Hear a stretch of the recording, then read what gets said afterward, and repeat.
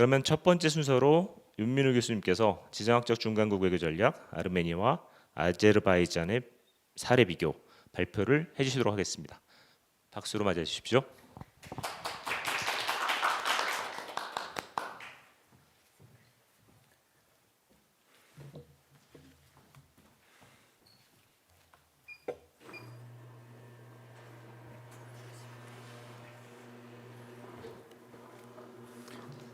네, 반갑습니다. 아르메니아와 아제르바이잔의 지역 정치와 중간국 외교를 발표하게 될 가천대학교 윤민우입니다. 이 최근 들어서 미중 사이의 세력 충돌이 본격화되고 있는데요.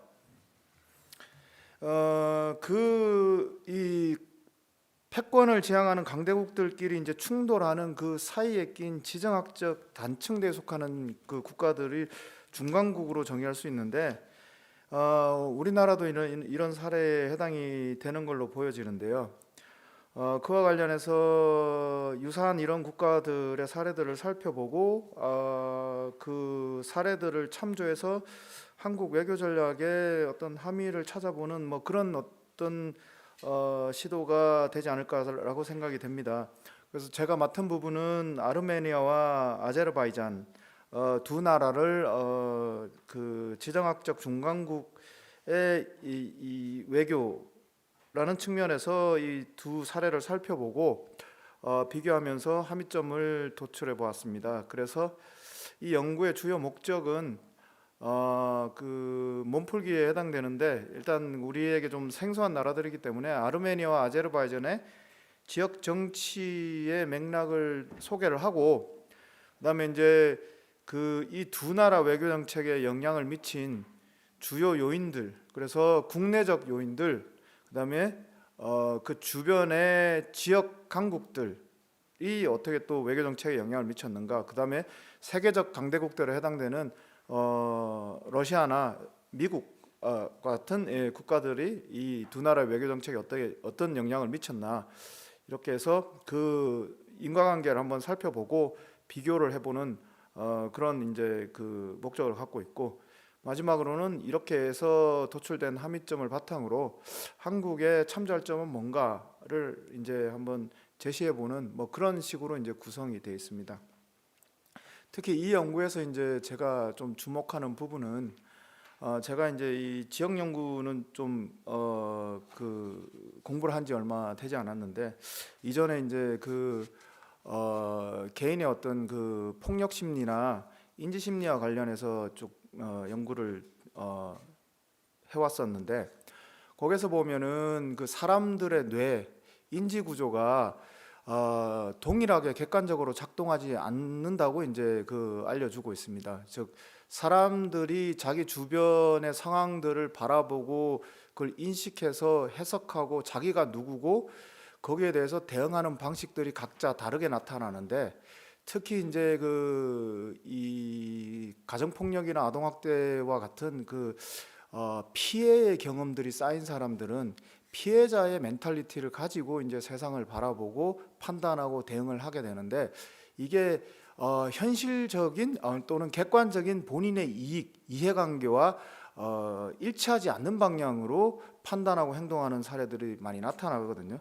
그런 어떤 경험들을 여기에 이제 이 아르메니아, 아제르바이잔을 이제 한번 들여다보면서 그게 어떻게 좀 그 적용되지 않을까, 이제 제가 연구 초창기에 이제 고민을 했고요. 그래서 이제 제가 착안한 부분이 특히 국내적 요인 중에 국민 정체성에 해당되는 부분입니다. 그러니까 개인 이게 PPT가 예. 죄송합니다. 예. 그래서 그 국내적 요인들 중에 그 특히 국민 정체성 부분에 주목을 했는데, 국내적 요인들은 이 논문에 나와 있다시피 국민 정체성과 그 국가가 갖고 있는 객관적인 역량이나 능력, 즉 군사력이나 경제력 같은 부분들이 있고요.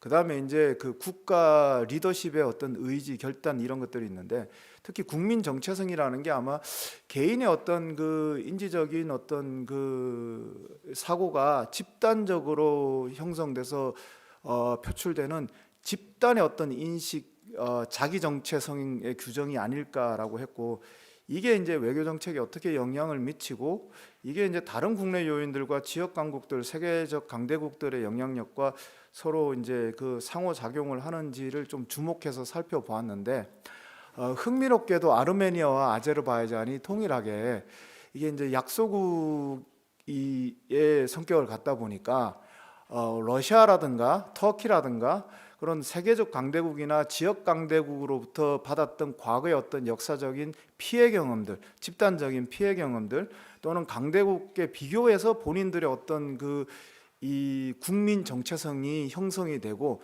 그걸 바탕으로 외교 정책에 영향을 미치게 되는데 이게 아르메니아 경우에도 그런 사례들이 나타난 것으로 보였는데 본인들의 객관적인 경제적 이해나 군사 안보적인 이해와 불일치되는 방향으로 외교 정책이 의사결정을 내리고 행동하는데 이 국민 정체성의 동학이 작동하는 뭐 그런 어떤 모습들을 보였습니다.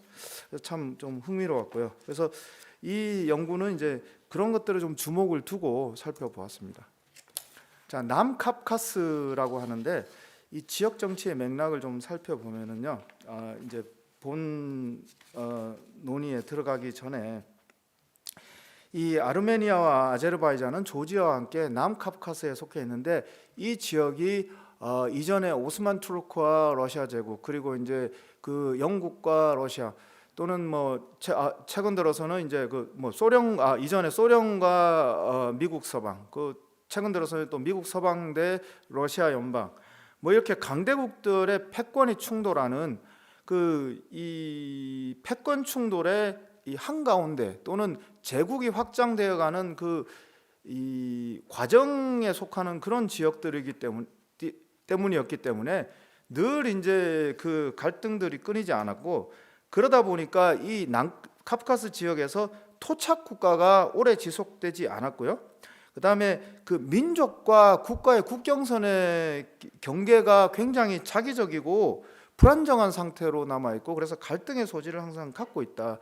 그리고 이제 아르메니아와 아제르바이잔이 이제 그 지금의 국경선을 형성하게 된 거는 구소련의 유산인데 구소련이 에스노 연방주의라고 해서 그 각 그 구성공화국들을 자르고 거기에 다시 이제 그 자치주와 같이 이제 구성공화국 내에 이제 자치주의 그 정치 단위를 또 만들었는데 이게 이제 대표적인 게 나고르노 카라바흐 같은 지역입니다. 그래서 아제르바이잔의 영토 내에 들어가 있으나 나고르노 카라바흐 지역은 자치주의 또 성격을 갖고 있어가지고 이게 이제 구소련이 해체되는 과정 중에 아르메니아와 아제르바이잔이 독립국가로 출범하는 과정에 나고르노 카라바흐가 아르메니아에 속해야 되는가 아제르바이잔에 속해야 되는가가 굉장히 문제가 됐고 이 과정에서 구소련이 이 본인들의 통치를 좀 용이하게 하고자 그 나고르노 카라바흐 지역의 그 아르메니아인들의 이 다수가 되도록 정책적으로 장려를 하는 바람에 아제르바이잔 영토에 속해 있음에도 나고르노 카라바흐 지역은 또 아르메니아인들이 다수를 차지하는 그래서 이 민족적인 구성과 영토적인 이 분리가 굉장히 불안정한 상태로 아르메니아가 아제르바이잔이 독립을 하는 바람에 애초부터 이제 갈등의 소지를 품고 있었다라는 거고요.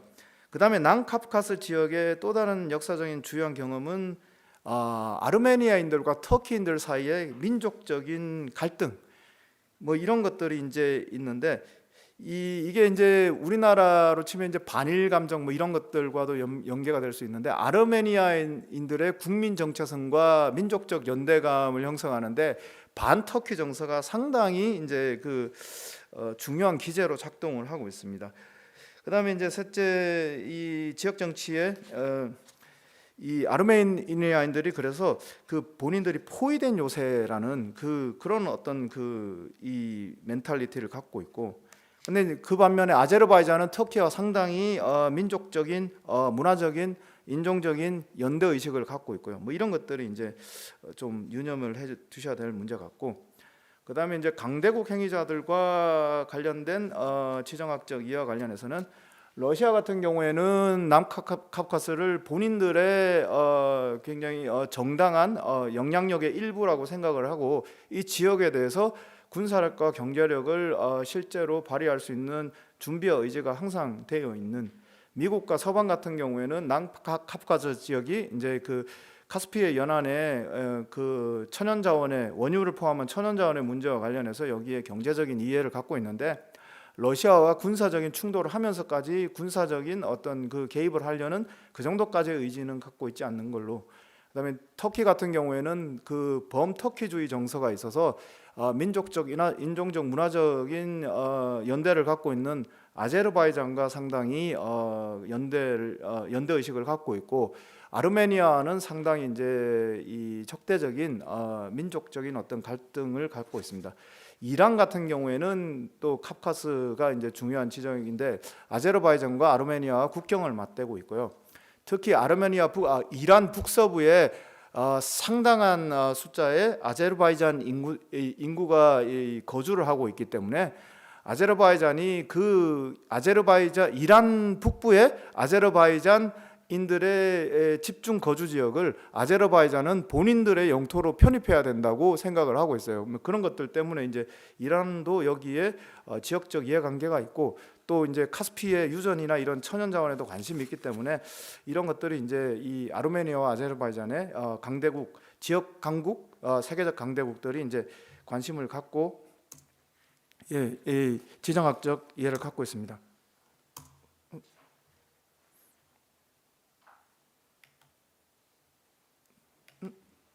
넘어갔습니다. 그래서 이제 아제르바이잔과 아르메니아 외교 정책의 주요 요인들을 뭐 이렇게 살펴봤는데,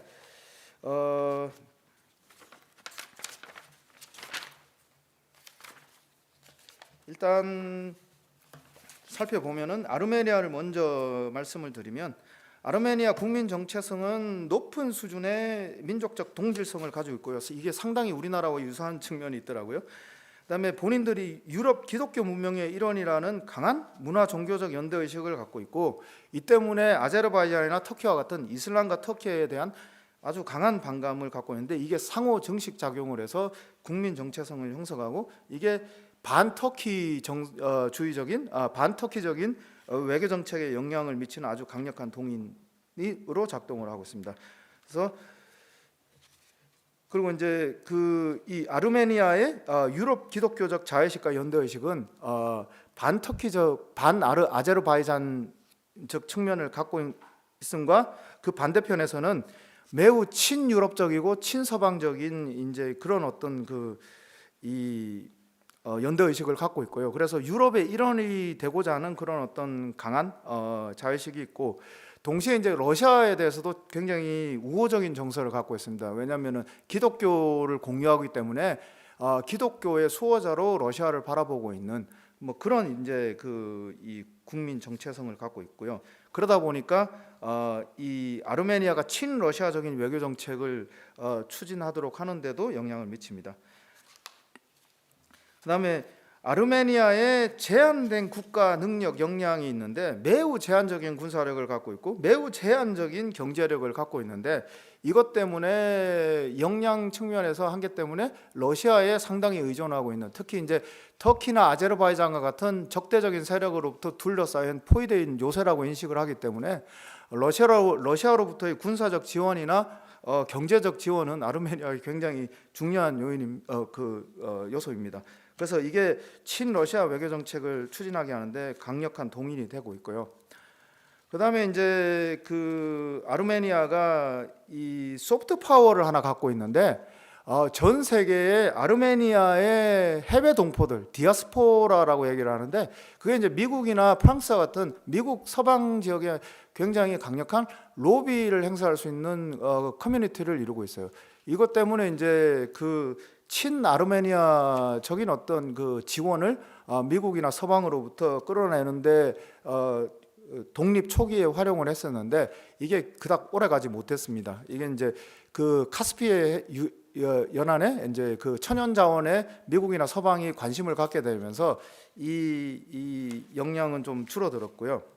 그다음에 국가 리더십, 국가 전략 의지는 정부에 따라서 조금씩 차이를 보이는데 보통 이제 정부의 변화에 따라서 터키와의 관계 회복, 미국 서방의 편승, 그다음에 러시아의 편승과 같은 서로 다른 외교 정책이 시도되었는데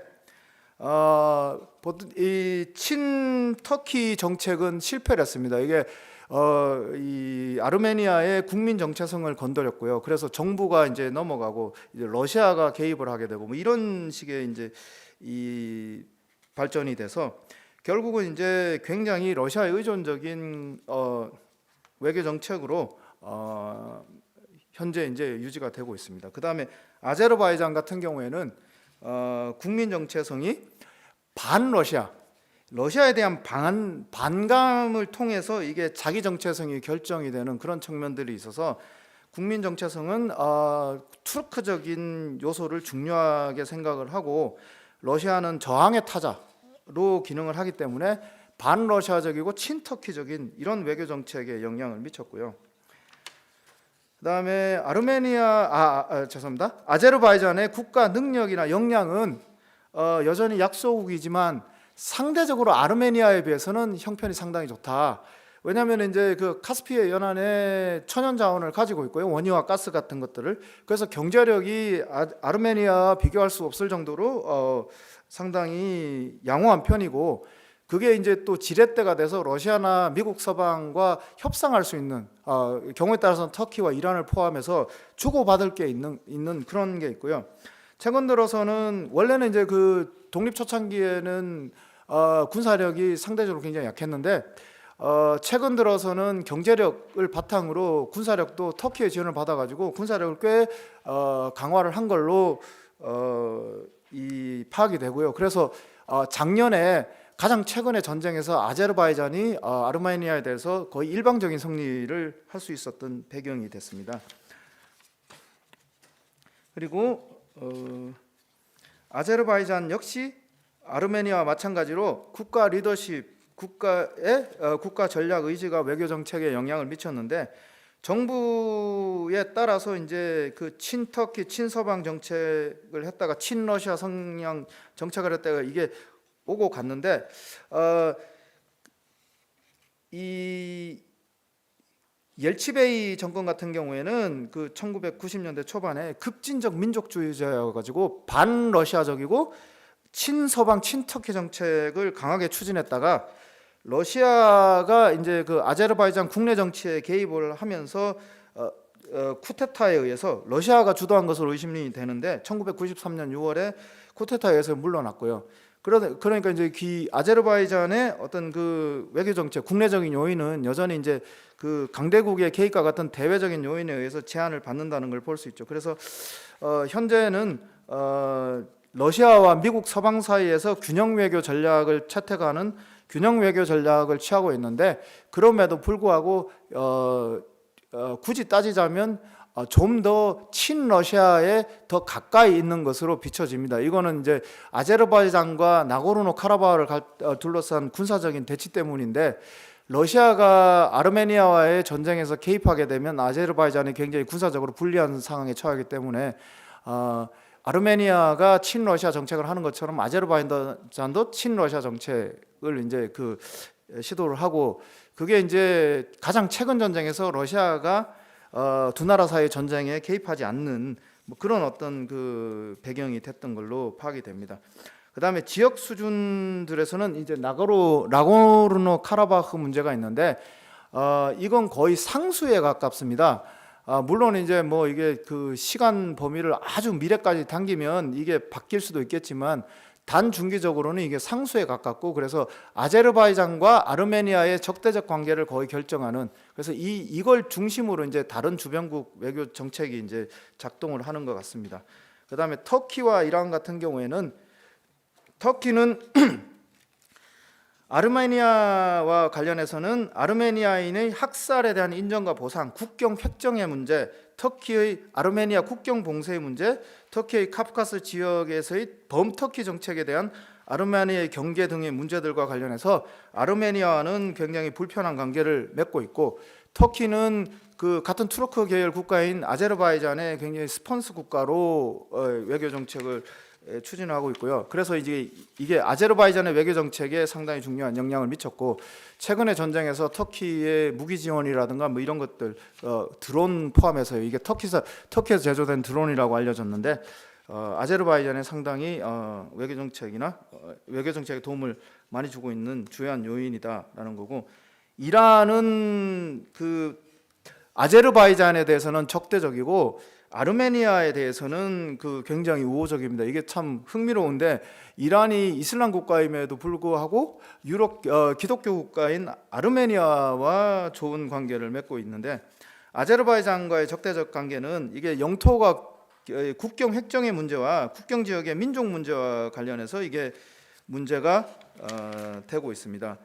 그래서 근데 이제 아르메니아 같은 경우에 그 이란이 이 아제르바이잔과 국경을 맞댄 북부 이란에 현재 아제르바이잔 인구 2배에 달하는 1,700만 명의 아제르인들이 거주하고 있어요.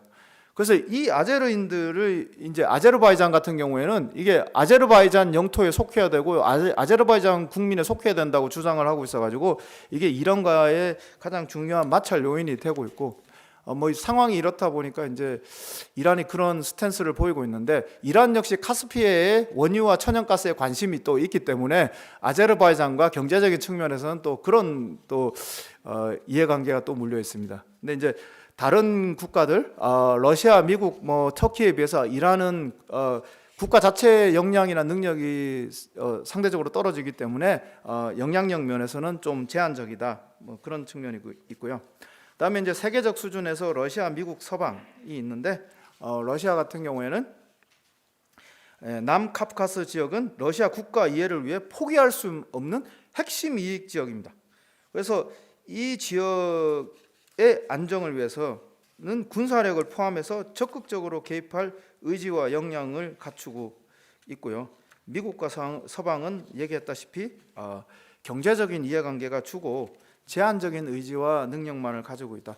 처음에 이 남카프카스 지역의 이해관계가 거의 없었을 때는 1990년대 초반에는 아르메니아를 미국이 좀 지지를 했어요, 한때. 왜냐하면 이제 그 인권 문제와 뭐 대학살 문제 이런 걸 이게 주가 됐는데, 그때 이제 아르메니아의 그 미국 내 아르메니아 디아스포라 커뮤니티의 로비가 좀 영향을 미친 측면이 있는데, 미국의 석유 기업들이 이제 그 카스피해 유전에 관심을 갖고 거기에 개발을 추진하고, 또 아제르바이잔이 카스피해에서 러시아를 거치지 않고 러시아를 우회해서 카스피해나 중앙아시아의 석유나 천연가스를 서방으로 이제 공급할 수 있는 그 주요 루트 상에 위치하는 그 지정학적 중요성을 갖기 때문에 미국 서방은 아제르바이잔에 좀 더 지금은 이해관계를 갖고 우호적인 태도를 갖고 있는 걸로 파악이 되었습니다.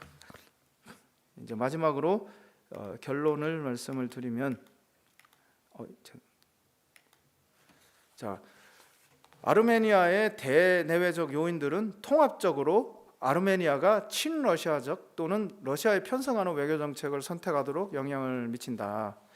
아제르바이잔은 대내외적 요인은 통합적으로 아제르바이잔이 미국 서방과 러시아 사이에서 균형 외교 전략을 선택할 수 있도록 영향을 미친다. 아제르바이잔이 정확히 균형인 것 같지는 않고요. 좀 더 러시아 쪽의 눈치를 많이 보는데, 그럼에도 불구하고 아르메니아가 러시아에 의존적인 것보다는 상대적으로 좀 덜하다. 왜냐하면 이제 터키라는, 그러니까 러시아 정도의 세력에는 미치지 못하지만 어쨌든 터키라는 하나의 이 대안적인 옵션이 좀 있고요. 그리고 미국과 서방이 원유나 천연가스 때문에 아제르바이잔 문제에 좀 더 적극적이에요, 아르메니아보다는. 그러다 보니까 이제 옵션이 좀 더 있는 거죠, 아제르바이잔이. 그리고 이제 본인들이 자체적으로 갖고 있는 경제력이 아르메니아보다 조금 더 낮고, 뭐 이런 이제 협상의 여지가 좀 있기 때문에 조금 더 균형적인 외교 전략 스탠스를 취하고 있다. 그래서 한국에 대한 함입전들은 네 가지로 추려봤는데요. 그러니까 주관적 요인보다는 객관적인 요인에 무게 중심을 두는 게 좀 바람직한 외교 정책이다. 외교 정책을 통해서 그 국가의 세력의 확장 또는 뭐 자존감의 보호 또는 이제 경제적 이익의 취득과 같은 구체적인 어떤 이익을 추구를 한다면 그 국가가 갖고 있는 국민 정체성이나 민족 감정 뭐 이런 것들보다는 객관적인 요인들, 그러니까 주변국들의 세력 경쟁 하에서 그 취할 수 있는 옵션이 어떤 게 있고 거기서 내가 갖고 있는 국가의 군사력과 경제력을 바탕으로 어떻게 해야 그 맥시멈 그 이익을 확보할 수 있는가를 좀 고민하는 게 합리적이다. 그게 아니라 이제 아르메니아나 아제르바이잔 사례에서 이제 이 연구 논문에 이제 나와 있는데 그걸 살펴보면은 국민 정체성이 동력이 돼가지고 외교 정책이 나왔을 때 정부 전복이 되거나 아니면 이제 여러 가지 이제 굉장히 구체적인 그 국가의 이익에 반하는 방식으로 이게 불이익을 가져와요. 그래서 이걸 좀 우리가 좀 참조하면 좋겠다. 뭐 제가 볼 때는 이제 한국의 국민 정체성도 적대적 타자, 적대적 타자를 기반으로 해서 형성된 반작용의 측면이 좀 있어 보이기 때문에 좀 우리가 유념해야 될 게 아닌가라고 생각이 되고요. 그다음에 두 번째는 외교 정책에 영향을 미치는 상수를 설정할 필요가 있다. 나고르노 카라바흐는 노력하면 먼 미래에는 바뀔 수도 있겠지만 단중기적으로는 이건 상수다. 이게 이제 우리도 북한과 대치 상태가 있는데 열심히 노력하면 미래에는 이게 바뀔 수도 있는 변수가 될 수도 있겠지만 적어도 단중기적으로는 이게 외교 정책에는 상수다. 그래서 이걸 상수라고 설정을 하고 외교 정책을 접근한 게 좀 좋지 않을까. 그게 이제 아르메니아 사례에서나 아제르바이잔 사례에서 제가 좀 파악한 함의점 같고요. 세 번째는 스스로의 국가 능력과 역량을 강화할 필요가 있다. 그러니까 1990년 전쟁에서는 아르메니아가 일방적으로 이겼는데 아제르바이잔에 대해서 당시에 아르메니아 군사력이 더 셌어요. 왜냐하면 구소련 군에서 아르메니아인들은 구소련의 주요한 장군이나 고급 장교로 등용이 됐습니다. 왜냐하면 같은 유럽 기독교 문명권이었기 때문에 구소련에서 좀 더 우대를 받았고 이슬람이었던 아제르인들은 상대적으로 차별을 받아서 군의 주요한 간부로 등용되지 않았어요. 이게 이제 실전을 하는데 굉장히 중요한 영향을 미쳤는데, 그리고 이제 러시아가 실제로 아르메니아를 군사적으로 개입해서 도왔죠. 그런데 이제 작년 전쟁에서는 아제르바이잔이 일방적으로 이긴 게 결국은 군사력을 본인들이 강화를 했거든요. 그 기간 동안. 그래서 이런 결과가 나타났고요. 그래서 본인의 능력이 중요하다. 그다음에 맨 마지막에 이제 소프트 파워의 도구적 한계를 우리 좀 생각해 볼 필요가 있지 않겠냐. 아르메니아가 이제 그 디아스포라의 로비력과 같은 소프트 파워를 활용을 했는데 이게 이제 돈과 관련된 천연자원의 개발 문제 이런 그 현실적인 이익이 문제가 됐을 때 그 영향력의 한계가 있다. 그래서 우리도 좀 소프트 파워 외교가 중요는 하지만 역시 하드 파워가 중요하지 않을까. 뭐 그런 생각을 해보면서 제 발표를 마치도록 하겠습니다. 감사합니다. 네, 고맙습니다. 이어서 바로 지정 토론자이신 한림국제대학원대학교의 서동주 교수님 모셔서 토론 듣도록 하겠습니다.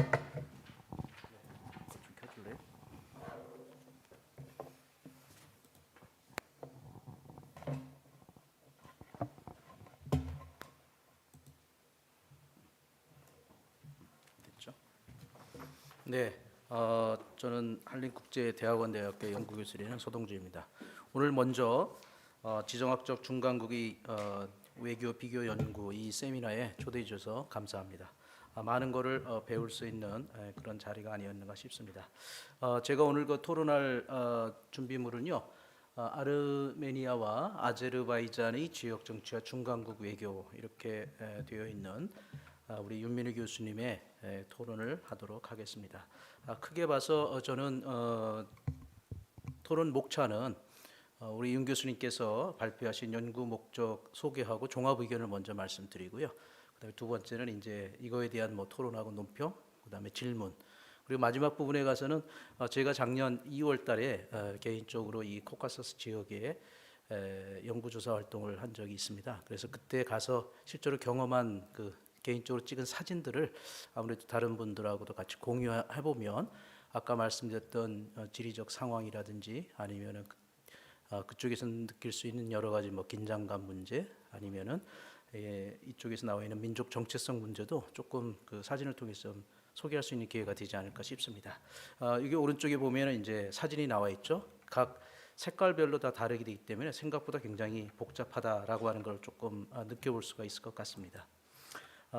윤 교수님께서는 이제 커다랗게 목적이 하나가 있고요. 그게 이제 아르메니아하고 아제르바이잔의 지역 정치하고 그다음에 이제 중간고 외교를 조사 분석하는 이제 그런 틀 속에서 세 문제를 다루고 계십니다. 첫 번째는 이제 아르메니아하고 아제르바이잔을 둘러싼 남카프카즈의 지역 정치 맥락을 한번 다루고 계시고, 그다음에 두 번째는 이제 두 나라 외교 정책이 미친 결정 요인, 여기 이제 민족 정체성 포함해서 또 그리고 이것이 어떻게 작용하고 있는가 그런 문제들. 그다음에 마지막 세 번째는 이것이 이제 한국 외교 전략에 있어서 함의가 무엇인가라고 하는 걸 이렇게 도출하고 계십니다. 아까 이미 발표에서 보셨지만 크게 한 네 가지 정도를 함의를 갖다가 이끌어낸 그런 부분이라고 볼 수가 있을 것 같습니다. 전체적으로 저희들이 이제 코카서스 지역 연구를 참 공부하는 데 있어서는 또 탐구하는 데 있어서는 아마 여러 가지 그 핵심적인 맥락이 좀 있을 것 같습니다. 그래서 크게 봐서는 이제 지정학적 위치하고 중간국으로서의 위상이 중요한 문제가 될 것 같고요. 그다음에 이제 두 번째는 이제 코카서스 3국 간에 있어서 협력과 갈등 양상.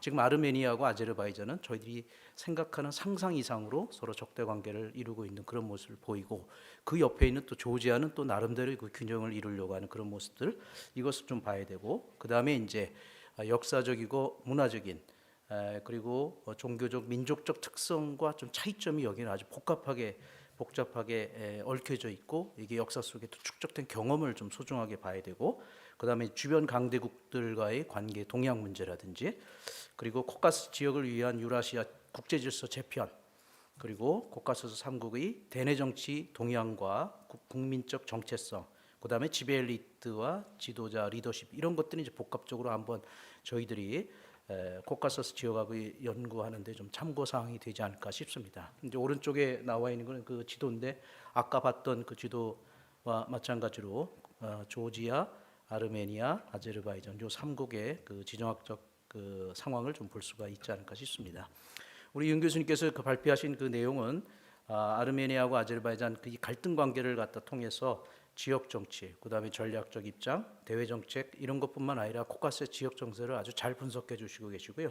그다음에 원래 뭐 그 자료를 광범하게 수집하면서 치밀하게 연구하는 그 분석답게 전체적으로 잘 이해할 수 있고 잘 분석해낸 글이라고 저는 개인적으로 이렇게 생각을 합니다. 그런 과정 속에서 실제로 이제 토론 그거 하는 데 있어서는 그래도 논문 그 발전을 위해서 한번 고려해봐야 될 사항을 저는 몇 가지를 한번 뽑아봤습니다. 첫 번째는 이제 발전문의 구성과 연구 내용인데, 여기 그 2장 파트에서는 지역 정세를 설명을 하셨는데, 결국 이것이 또 3장, 4장, 5장에 가서는 같은 내용들이 분석 수준에 따라서 약간 내용들이 중복되는 부분이 있습니다. 그래서 이런 것들을 이제 목차 구성을 좀 체계화해서 조금 더 함축된 그런 것들을 한번 다루면 어떨까 하는 생각이 좀 들었고요. 그다음에 두 번째는 이제 읽는 데 있어서 조금 발제 요구를 하는데 일반 독자들도 좀 봐야 되니까 좀 가독성을 좀 높이기 위해서 여기 나와 있는 내용들을 조금 다이아그램이라든지 아니면 도표 이런 것들을 좀 활용해 가지고 조금 정리를 해 주셨으면은 아직까지 저희들이 여기 접할 기회가 별로 많지 않기 때문에 간결하게 한 표를 통해서 이렇게 볼 수 있는 그런 부분이 있지 않을까 싶습니다. 특히 아르메니아하고 아제르바이잔하고 뭐 터키와의 관계라든지 아니면 아르메니아하고 아제르바이잔이 미국이나 러시아나 이런 데서 외교적으로 좀 비교할 부분들이 있지 않습니까? 이제 그런 부분들을 함께 다뤄주면은 훨씬 더 이제 가독성을 좀 높이지 않을까 싶습니다. 그리고 이제 사실 오늘 이 주제가 지정학적 중간국의 외교 비교 연구가 큰 타이틀로 되어 있습니다. 이 부분은 저희 학계에서도 그 이전엔 중견국이라는 단어, 미들 파워 이렇게 부분을 다뤘고, 아니면 지정학적 완충 국가 뭐 이런 식으로 표현됐던 부분들을 중간국이라고 하는 새로운 개념을 해서 오늘 발표하는 아주 의미 있는 그런 자리가 아닌가 싶습니다. 특히 이제 이것은 이제 동유럽이라든지 중앙아, 코카서스 지역 관련해서 새로운 연구 담론을 제기한 그런 아주 학술적이고 이론적으로 굉장히 큰 의미 있는 그런 자리라고 생각을 합니다. 그래서 이런 부분들을 해나가는데 뭐 전체적으로 다 다루고 계시겠지만 특히 이제 저는 개인적으로 중요하게 생각하는 것이 결국 중간국의 위상 또 외교 전략하는 데 있어서 상대적 국력 평가가 굉장히 중요하다고 생각합니다. 그래서 앞으로 조금 이런 연구를 하는 데 있어서는 상대적 국력, 국가 능력, 역량 부분들을 어떻게 평가할 것인가라는 그런 고민들을 조금 더 심도 있게 해나갈 필요가 있지 않을까 하는 생각이 듭니다. 그리고 이제 뭐 중간국, 중견국의 뭐 개념이라든지 이런 정의 차이는 이미 다 명확하게 설명을 해주셨고요. 또 대신에 이제 지정학적 중간국, 지정학적 단층대, 뭐 전략적 완충지대, 전략적 지렛대, 범터키주의 이런 용어들이 계속 나오는데 이것이 이제 코카서스 이외에도 중앙아시아, 동유럽 다른 국가들도 한번 통일성을 갖고 이제 좀 다룰 그런 기회를 가져야 되지 않을까 하는 생각도 해봤습니다.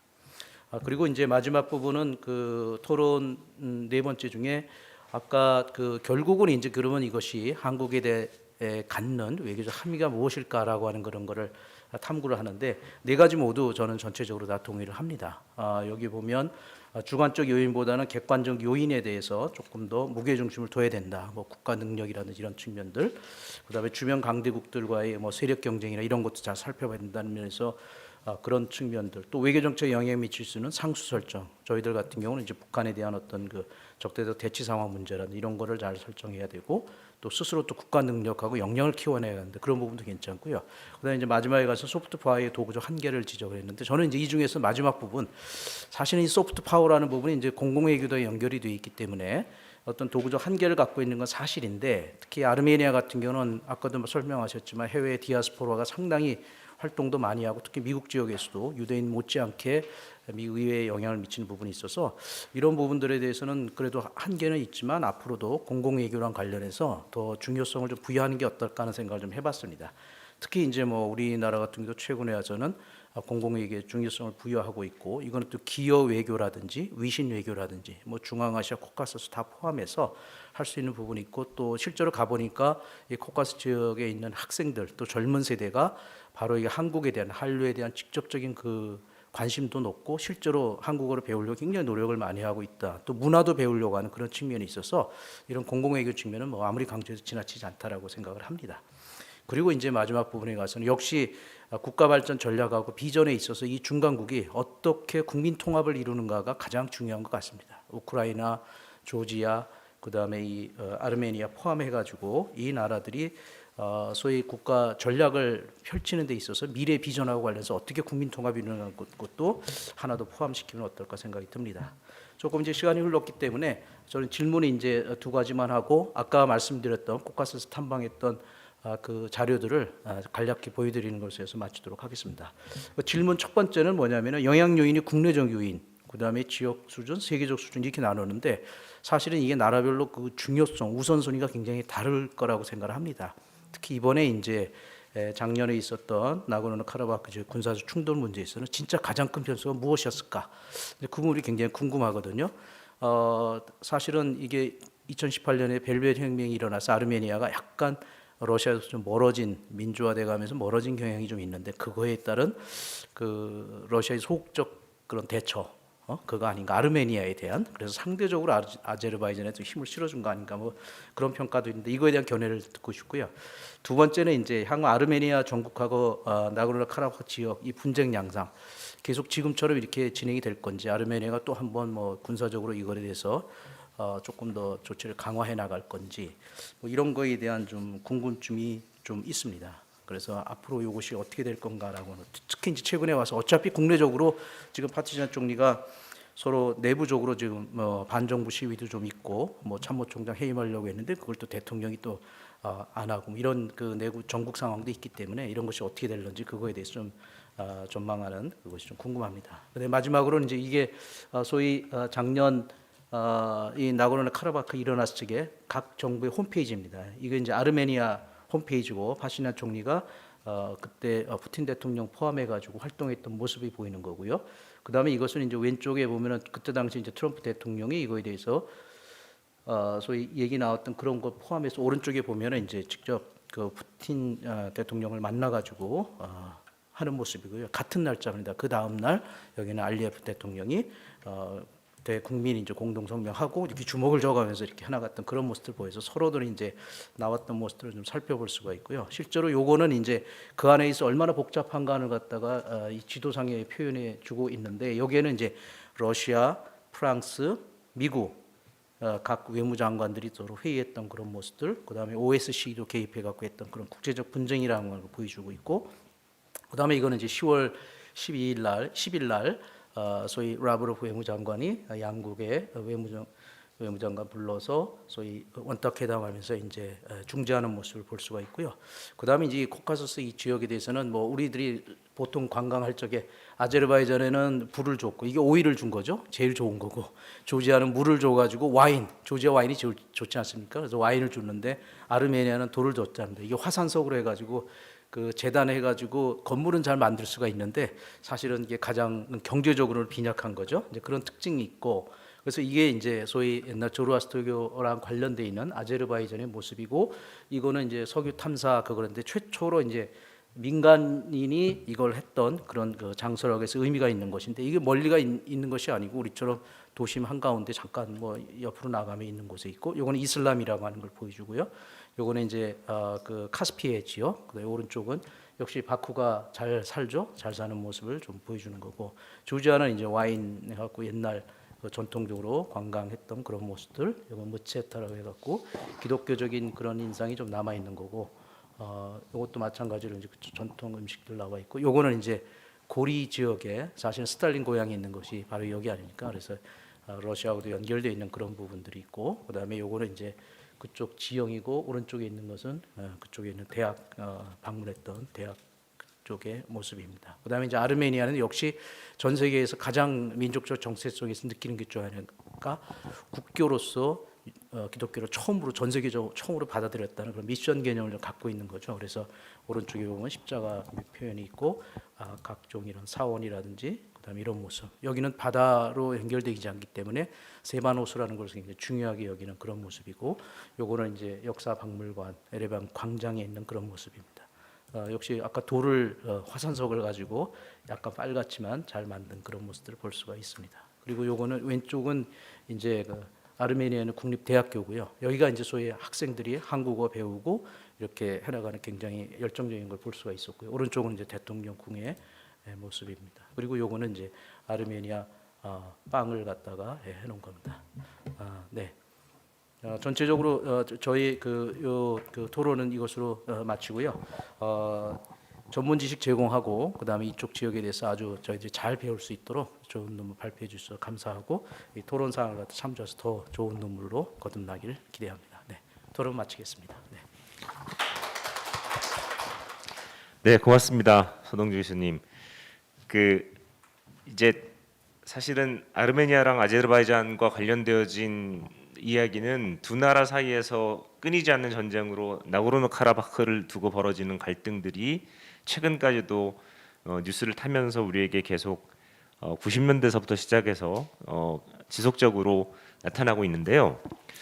이 나라의 외교 정책이라는 것을 비교해 본다는 것 자체가 굉장히 흥미있는 작업입니다. 이미 윤 교수께서 말씀해 주셨지만은 이 서로 경쟁하고 적대하는 이 관계가 상수로 설정되어져 있는 지정학적 중간국이 어떻게 상대와의 경쟁 속에서 주변에 있는 그 국가들과의 관계를 맺어가느냐라고 하는 질문은 어쩌면 굉장히 남북의 경쟁 구도 속에서 있는 북한과 한국이 주변 강대국, 우리의 주변의 강대국들과 어떤 관계를 맺어가느냐라는 그 지정학적 구도가 굉장히 유사한 점을 가지고 있습니다. 그래서 사실은 이 두 나라에 대한 외교는 그저 우리가 모르는 어떤 나라에 대한 외교의 이야기이기도 하지만 동시에 우리의 이야기이기도 한 그 측면이 있어서 특별히 우리 이 지역을 설정을 했었는데 윤 교수님께서는 잘 발표해 주시고 또 서동주 교수님께서 굉장히 다양한 측면에 훑어보아야 할 지점들을 짚어주셨습니다. 고맙습니다. 혹시 관련하여서 질문들 있으시거나 그러시면은 지금 플로어에서 질문 주셔도 좋고요. 혹시 있으십니까? 없으시면 뭐 언제라도 주십시오. 그리고 지금 현재 유튜브 생방송 중이어서 유튜브 창에서도 질문을 올라오면 제가 취합해서 전달해 드리는 방식으로 진행하겠습니다. 그러면 윤 교수님 마지막으로 아주 간단하게 발표를 길게 쓰셔서 마지막 발언은 비교적 짧게 해주시는 게 좋겠습니다. 네, 부탁드립니다.